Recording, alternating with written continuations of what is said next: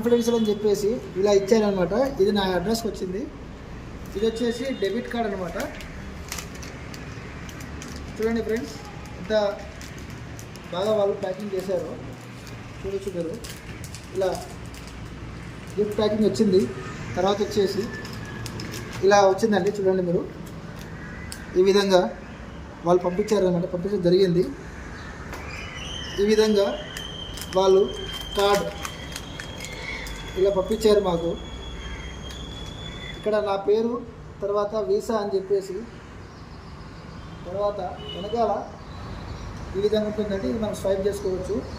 ఇక్కడ నేను హైడ్ చేస్తున్నాను నా సివివి, తర్వాత ఇయర్, తర్వాత నా డెబిట్ కార్డ్ నెంబర్ని నేను ఇలా ఈ విధంగా నేను బ్యాక్ చేశాను అనమాట. చూడొచ్చు మీరు కనుక అప్లోడ్ వెళ్ళబోతే కంపల్సరీ ఇట్లాంటి కార్డ్స్ క్యారీ చేయండి.